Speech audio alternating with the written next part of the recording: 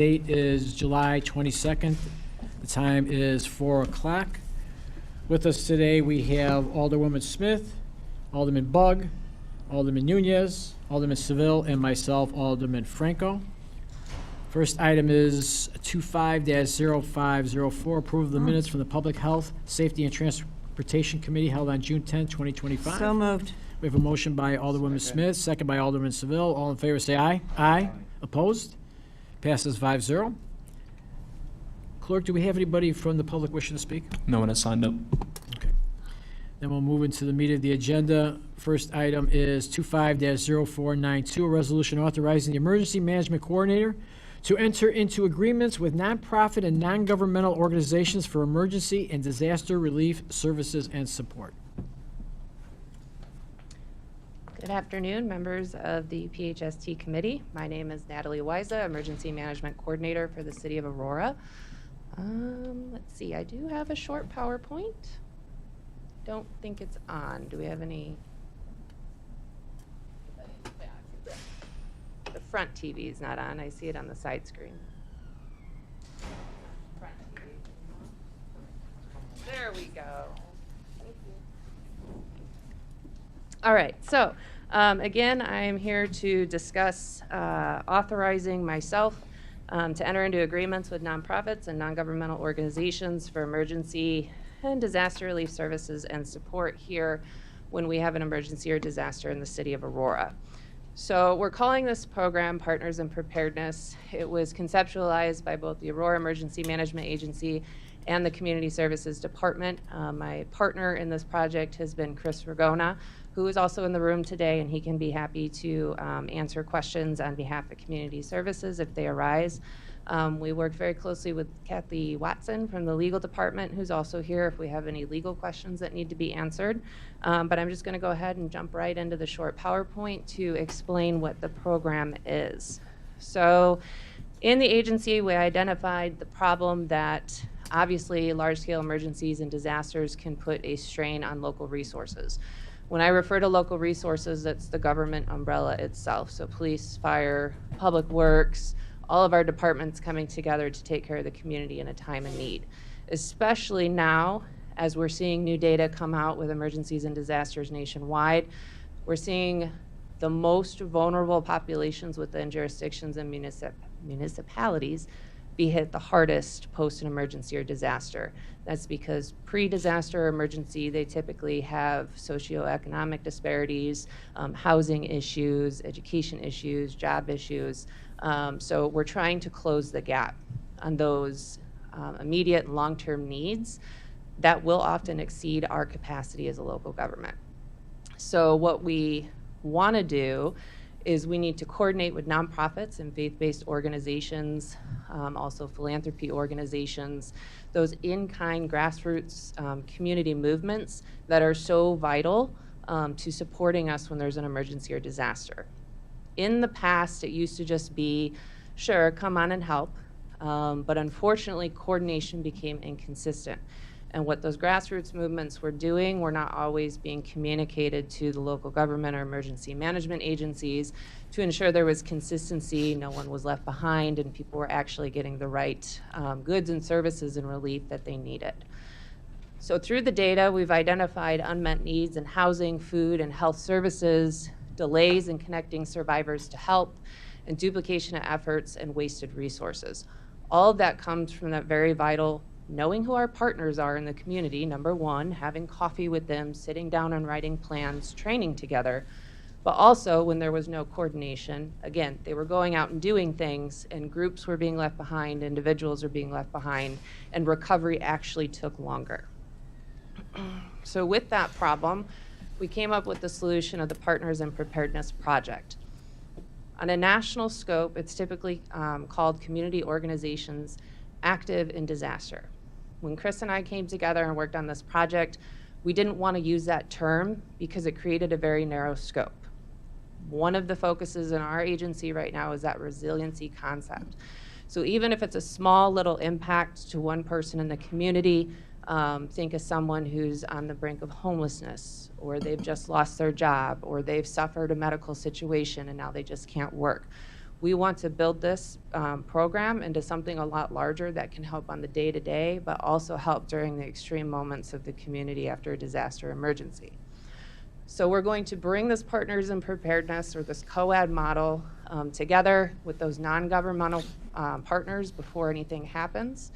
And what we're doing is creating a trusted and organized way for all of us, from the government level to the other side and the community level, to share information, coordinate those services better, get services faster to individuals, fill gaps in response and recovery, and we're also going to leverage the strengths of each of those organizations who are agreeing to participate. We're going to establish a clear and trusted framework that aligns with the community efforts in the city's emergency operations to ensure a rapid, coordinated, and equitable disaster response. We know in our community right now, we may have 2 or 3 organizations that have a food mission.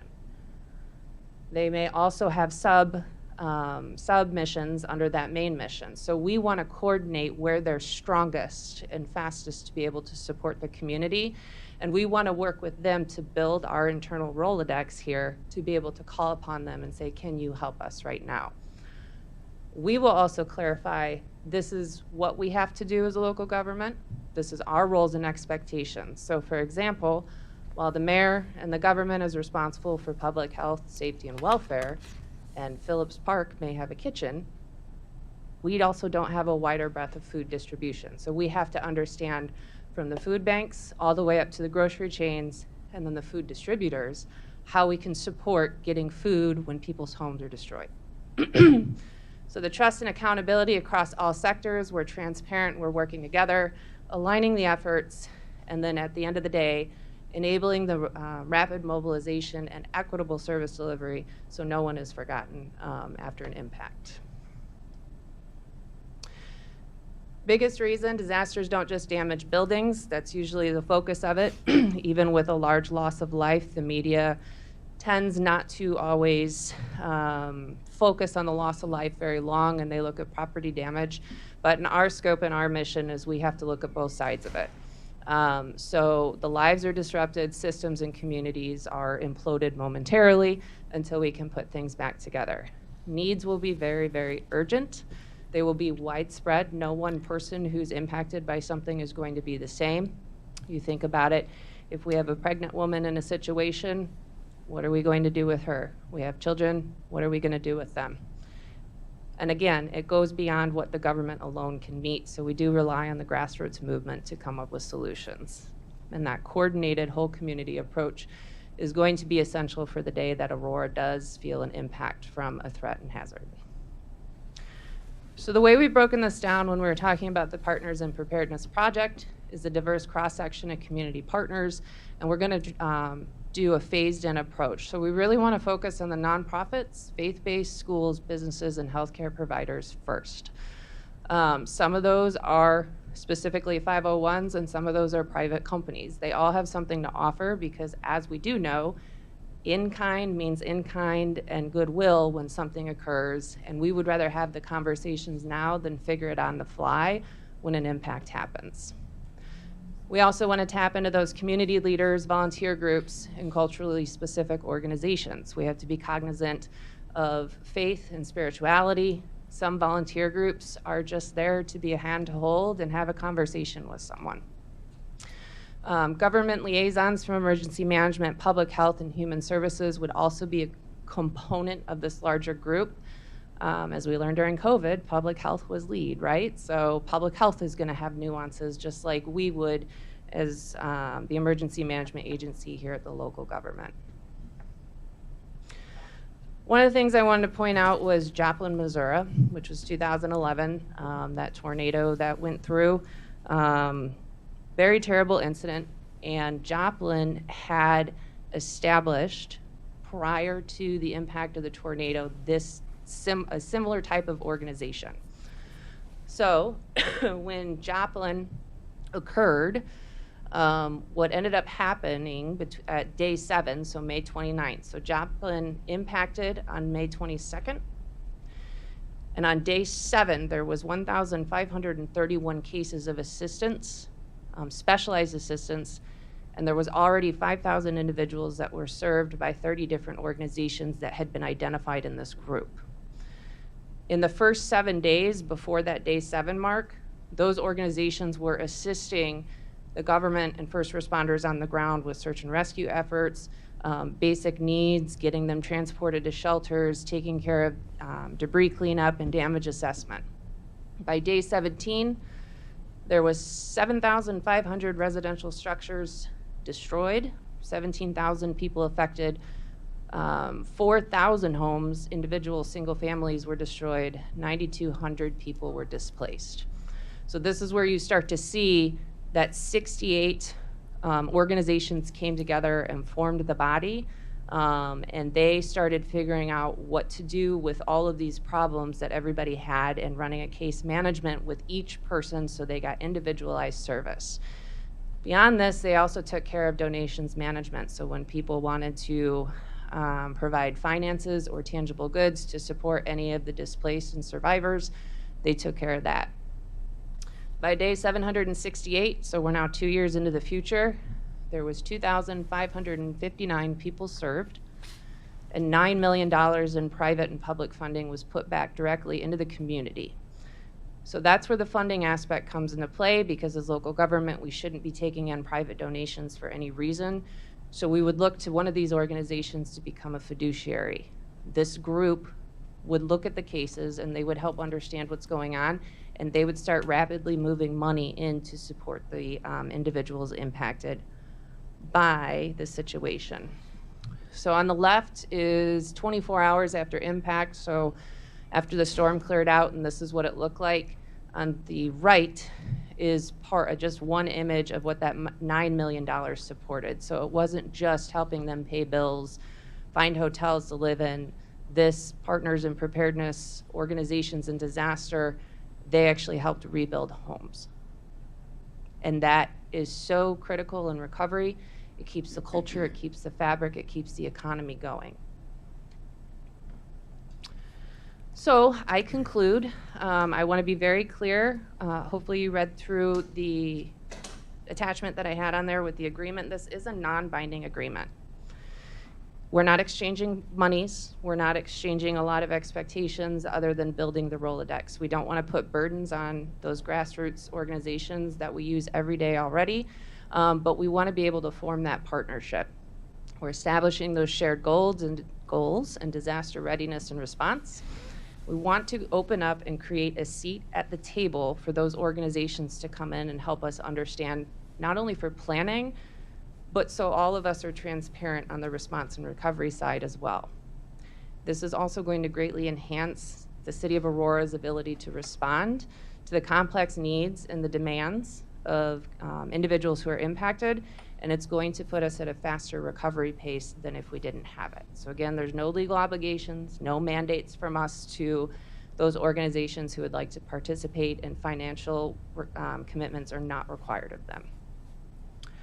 With that, I open it for any questions. So this sounds great.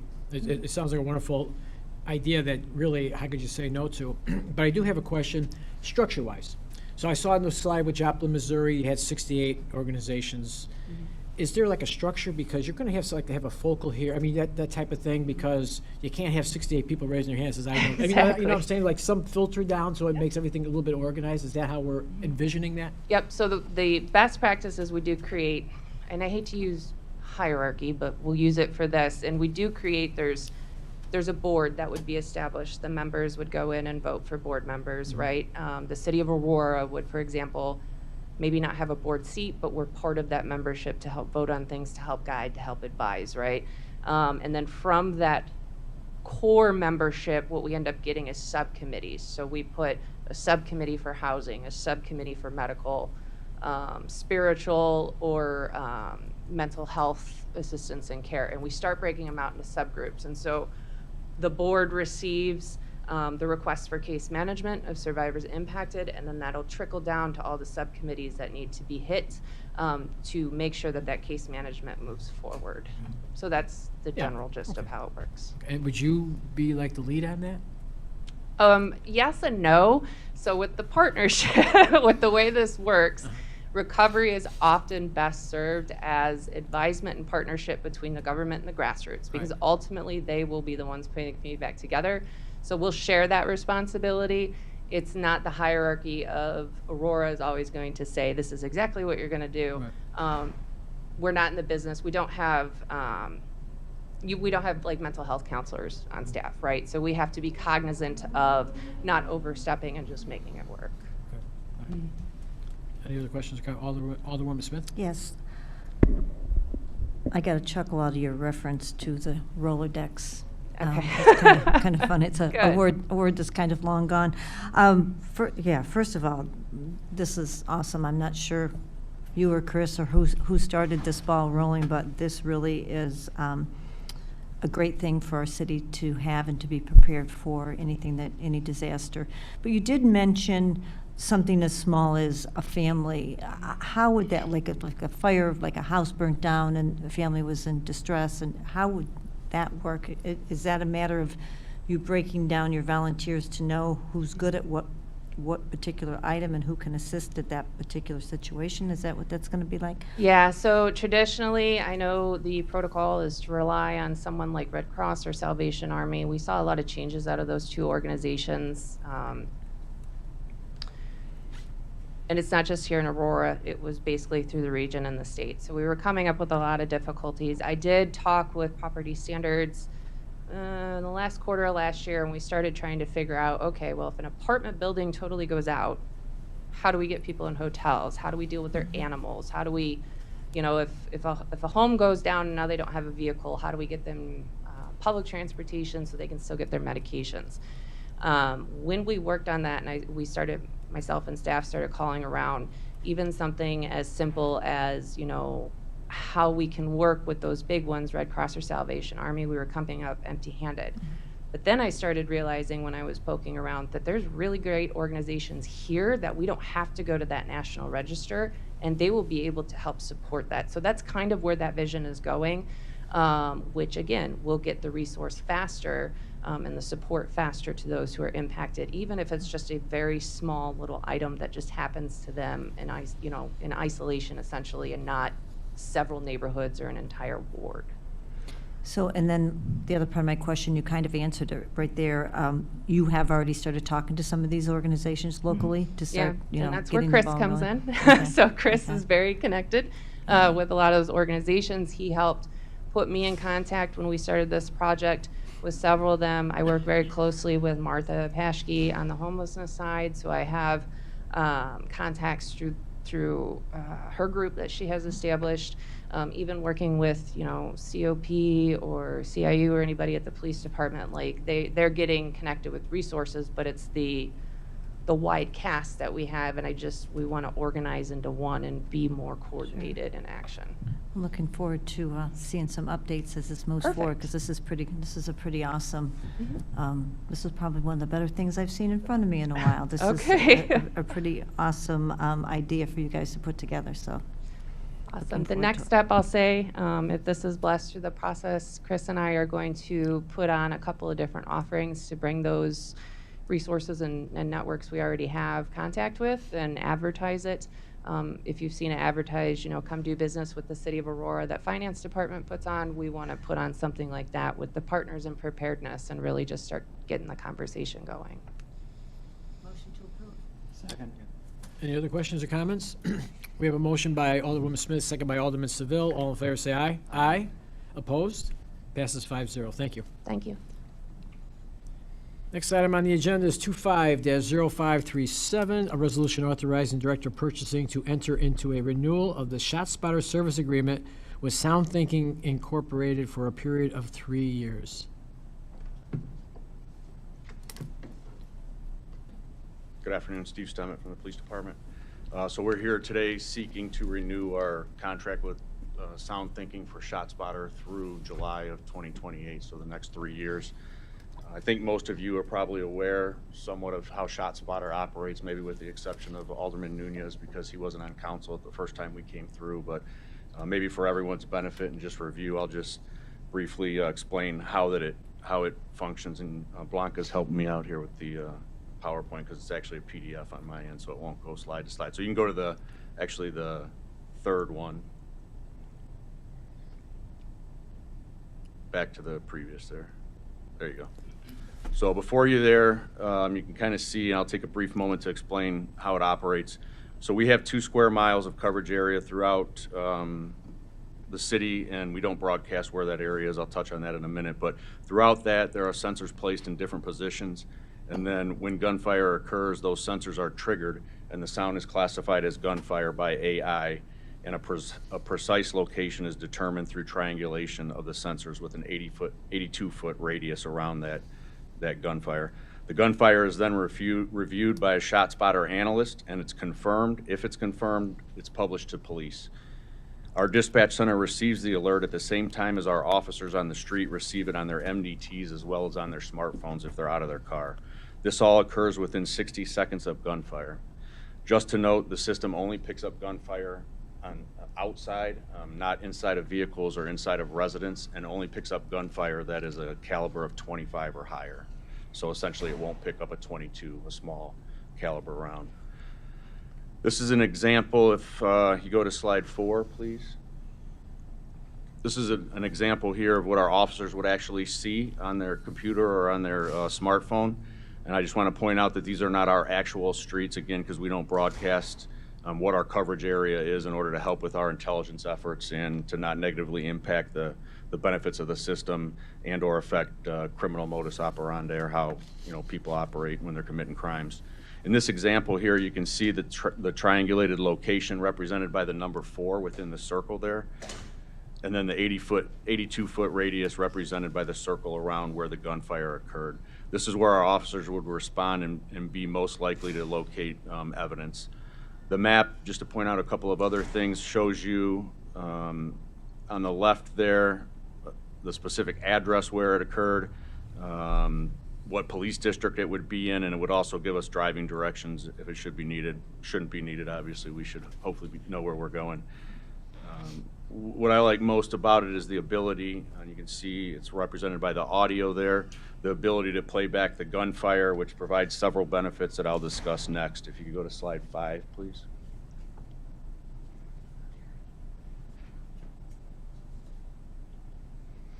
So over the last 3 years, the system has proven its effectiveness and provided numerous benefits for our officers and for the safety of our citizens. With the almost immediate notification of the gunfire, the exact location where it occurred, we are able to significantly decrease our response time to these events. This not only allows us to instill a sense of safety with our citizens, but it can also help more efficiently locate crime victims in need of help, as well as track down offenders and locate valuable evidence such as shell casings and firearms that may have been left behind. If you could actually go back 1 slide. I'd like to explain here some of the other advantages that we get from this system for a second. These alerts can also tell us things that give us a tactical advantage. For instance, if we know the gunfire happened right there where the number 4 is, our officers could come down south on that Clark Street, and again, that's not our Clark Street, and then park shy of the house on the corner there and able to approach tactically, or maybe come down from the other street from left to right and stop shy of the residents. And that could obviously create a good safety measure for officers not getting ambushed and things like that.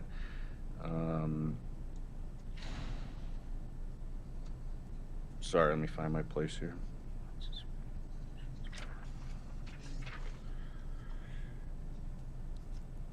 Additionally, the system would allow us to see if there are multiple shooters and exactly where they are. This is immensely helpful in locating evidence and also assists with canine tracks for potential suspects. So for instance, if you look at the map again, and if there's multiple shooters on that map there'd be 2 circles with the exact location of the gunfire represented. So that would tell us, maybe a couple of things, but for instance, maybe they were shooting at each other.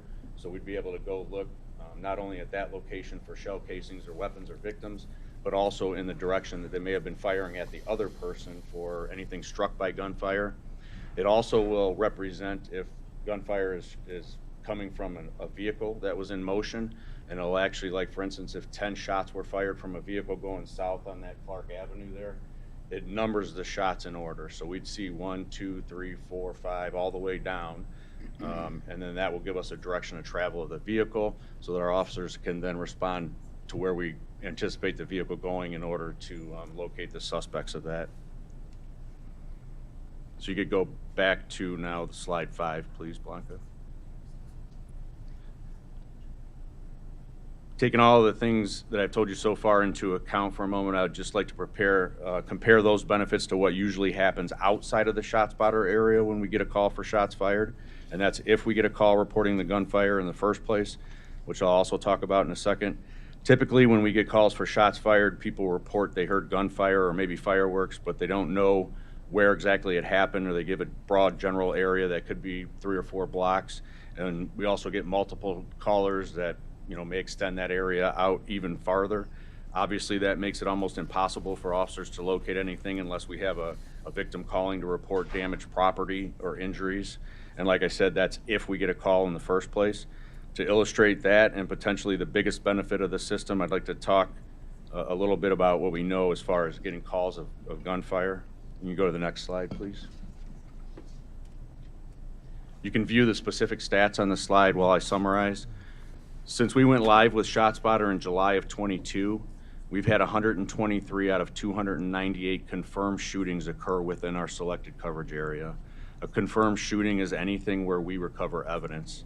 That could be property or people struck by gunfire, shell casings recovered, or video evidence, to name a few. It is also important to note that just because we don't locate any of those things, that doesn't mean that there wasn't a shooting. For example, maybe a revolver was used and no casings were left behind.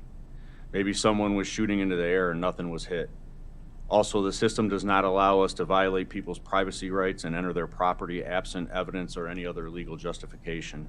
For example, if someone fires a weapon out of the window of their home, that doesn't automatically allow us to go into their backyard to look for evidence, absent us developing some other probable cause to get a search warrant or consent or something like that. If we take all the numbers on this slide and do the math, we see that 41% of our confirmed shootings since July of 2022 have occurred inside of our coverage area. That's 2 square miles out of our 45 square mile city. So for 41% of our confirmed shootings citywide, they have occurred in only 4% of our city. That's represented by our ShotSpotter coverage area. I think that also shows that we incorporated the ShotSpotter technology in the correct area based on our research of decades of shooting incidents. I should also clarify that when I say 2 square miles, it's not actually 2 square miles. It has a very jagged border, and that's a result of us working with ShotSpotter when we incorporated it, because maybe this block has a lot of gunfire, but we've never had gunfire in this block, so we go around that, just for instance. So circling back to the reported calls for gunfire, and pretty alarming actually, what we've learned during our 3 years of using ShotSpotter is that 55 of those confirmed shootings that happened in the coverage area came to us only from ShotSpotter notifications with no 911 call for police. That means for almost half, or 45% of the confirmed shootings that we've had, no one called the police, and if we didn't have ShotSpotter, we wouldn't have known about the shootings. Next slide, please.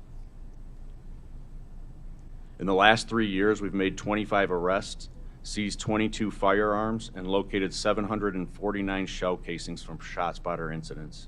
The shell casings and firearms are then able to be entered into other forensic databases and linked to other shootings. That's some of the general data that showcases the system's benefits, but I'd like to share just 2 quick success stories that we've had using ShotSpotter. On September 7th of 2024, just before midnight, officers responded to a ShotSpotter alert in the backyard of a residence with no corresponding 911 call. Upon arrival, an officer heard the distinct sound of a firearm slide being racked back to chamber a live round from the rear of the residence. Officers then secured a perimeter around the house for safety, and an on-scene Kane County deputy deployed a drone to check the backyard for victims. Thankfully, there were none. While on scene, a vehicle pulled into the driveway, and officers contacted a female driver. It was determined the female was the homeowner, and she agreed to call her son, who was inside the residence alone. He then agreed to exit the house with his hands visible, where he was safely taken into custody. When asked, the female refused to allow officers to search her home, so a search warrant was obtained. During the search of the house, officers located 2 firearms and over 100 rounds of ammunition. Officers also located 3 spent shell casings outside of the house within feet of the original ShotSpotter location. One of the firearms that was located was later forensically matched to the fired shell casings. The subject that exited the house was tested for and found to have gunshot residue on his hands. He was also a well-known Latin King gang member. He was charged with felony counts of reckless discharge of a firearm, along with multiple misdemeanors for possession of a firearm and ammunition without a valid FOID card. Ultimately, and only known to us because of ShotSpotter, 2 firearms were removed from the possession of an Aurora gang member. A week later after that incident, on September 15th, 2024 at 1:30 in the morning, an officer was leaving a call for service when he heard 3 gunshots approximately 4 blocks south of him. He then immediately received a ShotSpotter alert that indicated it was a drive-by shooting and showed the direction of travel of the vehicle. With that information, he responded to the area the ShotSpotter showed the vehicle to be traveling and observed a vehicle fleeing. As he was following behind the vehicle and waited for additional units to more safely effect a traffic stop, he observed the passenger door open and heard a loud bang. He assumed it was more gunfire coming from the vehicle, possibly directed at him. More officers joined him and a felony traffic stop was safely conducted. The driver of the vehicle was found to have a 10mm Glock firearm in her possession. The front seat passenger, who presumably opened the car door, was also a well-known Latin King gang member. Officers went back to the location where the car door opened and the loud bang was heard, and they located a parked vehicle with a broken rear window. In plain sight inside of that vehicle, officers located a second firearm with a defaced serial number that had likely been thrown there by the passenger of the original vehicle. Upon further search of the suspect vehicle from the traffic stop, officers located live ammunition as well as 2 spent shell casings that were later forensically linked to the recovered firearm from the parked car. Additionally, a house was later found to have been struck during the original shooting. Thanks to the intelligence gained so quickly via ShotSpotter in this case, officers were immediately able to locate a suspect vehicle and remove 2 firearms from the hands of very dangerous people. We have a lot of wins from ShotSpotter. I just wanted to share those 2 for brevity. Can definitely share more if you'd like. Hopefully I've made it clear. I think you can go to the next slide, please. Hopefully I've made it clear how crucial the system is in providing public safety to our citizens. Now what's the important part, the price tag, right? So for the 3-year contract, we were able to negotiate to stay at our current price of $140,000 a year for a total of $420,000 for 3 years, and that's exactly actually $70,000 per square mile per year. Next slide. And just to note, those funds were approved last year through a decision package. And then next slide, please. So on this slide, I just want to share a few agencies in Illinois that use the product, as well as some major cities around the country. You'll see NYPD, San Francisco, Las Vegas Metro, Miami-Dade, and Boston, just to name a few. And they're all experiencing, obviously, great success with it as well. That's all I have, unless you guys have any questions. Questions or comments from the committee? I just have one. Alderman Do Seville. other communities target their city? They don't put these ShotSpotter devices everywhere. They just target certain areas. Mike, you're not on. Oh, I'm sorry. Yeah, I think Did you hear a word I said? I think I heard most of that. Okay. I can't really speak for everyone. We found it, I mean, obviously it's not cheap, right, like most successful technologies. So we found it most prudent to obviously determine where most of our gunfire happens and place it there, right? I think, for instance, I know Chicago, obviously they've been in the news a lot with ShotSpotter. They had a huge amount of the city of Chicago covered with ShotSpotter. But I mean, I don't think it's too far of a stretch to say that most places try to use intelligence-based data to determine where it's going to be most beneficial, rather than, it wouldn't behoove us to spend $70,000 to put it in an area that we don't have any gunfire in. So, and I would assume that the area that we've chosen to locate, the police department is happy with that area, and Very much so, and that's some of the statistics that I shared. What we found is that roughly half of our gunfire occurs in that very small pocket, 2 square miles out of the 45 square mile city. We'd actually love to extend it, to be honest, but that's depending on further conversations. And cost, right? Yeah. Thank you. I have a question. Go ahead, Alderman Nunez. Yesterday, at INT, we were talking about CAD and RMS and the experience that APD had with the soon-to-be former provider of that service. ShotSpotter, the department feels confident with this, which is why we're not looking at other companies, or?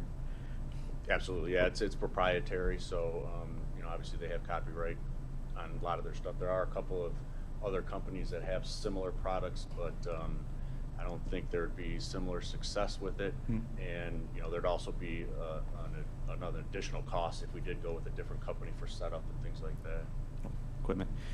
Does this tie in at all with Mark 43, or are they still completely separate? It will eventually. So like right now, it's through an interface where our dispatchers receive the alerts in the dispatch center. Originally, they didn't. For instance, they would just have to get them on their phone and then do everything kind of back channel to get it to the officers. But once we go live with a new records or a CAD and record system, we'd be looking to establish that same sort of interface. Thank you. Mm-hmm. You know, I noticed when you had the statistics on how many you got in 2022, 23, and 24, whatever, it went down every year. Yeah. Do you think that's a result of ShotSpotter or just overall policing and making sure the area is safe? So we've actually, you know, thankfully we've experienced a decrease in shootings overall. I won't credit it necessarily to ShotSpotter because hopefully people don't know exactly where it is. I'm sure that, you know, they may have an idea at this point, but I would give them partial credit. I mean, it's just they know that we're on scene quicker, right? They're going to be less inclined to shoot. If we're able to make arrests, if we're able to seize weapons, they're going to be less inclined to shoot.